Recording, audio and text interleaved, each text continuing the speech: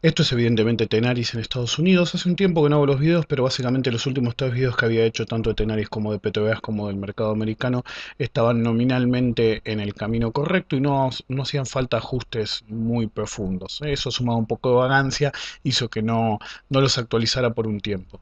Ahora, este es el gráfico exactamente igual al último video que hice, solamente ha actualizado las barras desde octubre, que fue finales de octubre, es la última vez que lo hicimos. Es más o menos desde esta época, las líneas están exactamente igual, lo mismo va a pasar con los otros videos y las vamos a actualizar. Ok, básicamente el análisis que seguía en ese momento era partida de dos supuestos. Primero, era que la tendencia se mantenía al alza, la señal de compra se mantenía activa. La última vez que se había dado esa señal de compra había sido a principios de septiembre, en esta barrita que vemos aquí, y eventualmente debía mantenerse en el canal alcista que teníamos en este lugar, ¿sí? Son estas tres líneas que ven acá, la del centro gris, que es el canal, la línea de regresión, y las desviaciones estándar generan el canal alcista.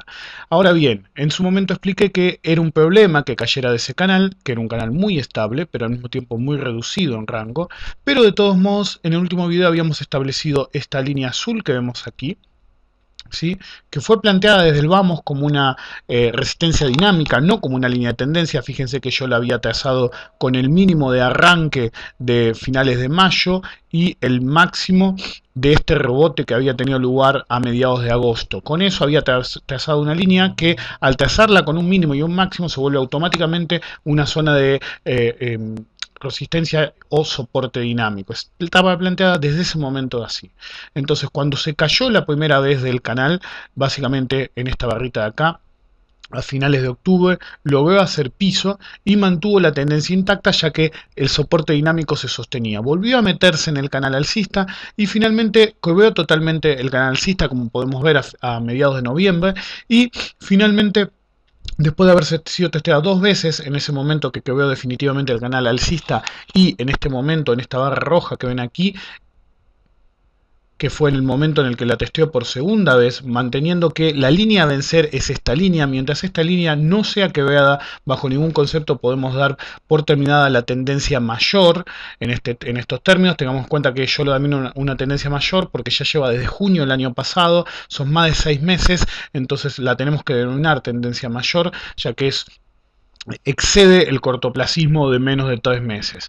Entonces, si bien la señal se desactivó un par de veces, ¿sí? La señal de septiembre se desactivó en esta barrita roja que vemos aquí a mediados de noviembre, volvió a activarse a principios de diciembre, ¿sí? En esta barra azul que vemos aquí, y se mantuvo activa en todo momento hasta finales del año pasado, principios de este año, pero más que nada el primer día hábil de este año. Fíjense que el objetivo que había planteado en su momento, si se mantenía la tendencia y si se lograba quebrar el nivel de 45, que era un nivel muy importante a vencer, era obviamente la resistencia de 50. Objetivo que alcanzamos en esta barra de aquí hace 2, 4, 6, 8 ruedas, contando la de hoy. Y fíjense que con una resistencia tan importante como la de 50, nosotros ya en esta zona de aquí, que es una distribución de corto plazo, deberíamos haber tomado precauciones en términos de protegernos mediante cobertura con opciones o literalmente liquidar la posición y esperar a ver cómo continuaba. La caída de hoy no es sorpresiva, ya que si bien tuvimos la primera etapa de baja y la tendencia sigue en términos mayores sigue siendo alcista, ya que tanto la línea que habíamos dibujado como soporte de resistencia dinámico, como la muy importante zona 45 que está siendo testeada en este momento, fíjense la cotización en este momento es 45.22, mientras soporte, valga la redundancia, el soporte 45 y este soporte dinámico, la tendencia tiene que seguir siendo considerada al alza. De todos modos, la corrección era importante porque después de haber alcanzado un objetivo mayor, como fue el de 50, sin mayores sobresaltos, tenemos que tener en cuenta que era necesaria una corrección importante.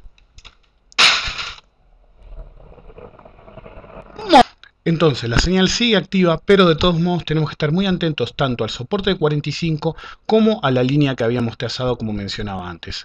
Algo importante es que cuando se hizo este rebote aquí, esta vela demostró claramente que había debilidad al alza y que lo más probable que fuera un movimiento contratendencial. Si trazamos los retrocesos de Fibonacci de este movimiento de 2 días, pivot contra pivot, respecto a este movimiento principal, nos daba a grosso modo un 50%. Y el objetivo planteado si nosotros asumíamos ese comportamiento, lo vamos a poner ahora,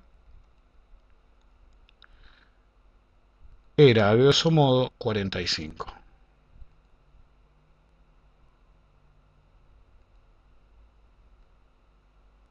Como ven, el objetivo dado el máximo y el mínimo del primer swing y el máximo y el mínimo del segundo swing básicamente nos da 44,99.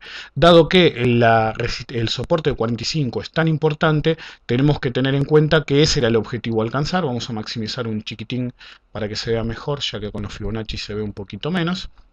Y ven que en este momento es que lo estamos testeando. Esta línea gris que ven aquí es muy importante, ya que esa línea gris es básicamente el 50% de retroceso de un movimiento mayor pasado. Poco se puede discutir que este fue un movimiento realmente brutal para Tenaris, la caída de 75 a la zona de 15, y si nosotros trazamos el retroceso de Fibonacci de esa caída, nos daba esta línea gris en 45,19, que es una zona muy importante. ¿Por qué la ha dejado a través del tiempo? Porque cuando uno tiene un movimiento como este, los retrocesos de Fibonacci que se forman de eso, normalmente tienen mucha importancia, y ahora lo vemos como el coincidir encima con 45, que históricamente para Tenaris ha sido una zona de resistencia soporte muy importante, le agrega más peso al análisis. Por ahora tenemos una señal nula, ya que tenemos una señal de venta en el sistema principal, como ven las velas rojas, pero en el sistema secundario, que se había dado una señal de venta antes, hoy paradójicamente se da una barrita azul, que significa que la señal de venta que se estaría generando no está confirmada. Esta disparidad de primero el sistema secundario dar venta, después el sistema primario, cuando el sistema primario la da, el sistema secundario no, básicamente apunta que lo que podríamos estar viendo es por ahora, solo por ahora, un movimiento menor, ¿sí? Todo depende del soporte muy importante de 45 y de la línea de soporte dinámico que tenemos aquí. Si llegara a quebrar esta línea, la situación se complicaría, ya que el objetivo siguiente y de mayor estabilidad para la corrección sería 42 y 40. Siendo 42 un punto difícil, ya que el conteo viene difícil en sí, lo que sería la onda 1 o A, tiene 3 ondas, lo cual complica que esto sea un impulso, siendo esta la onda 3 y que ahora viniera una onda 4 correctiva.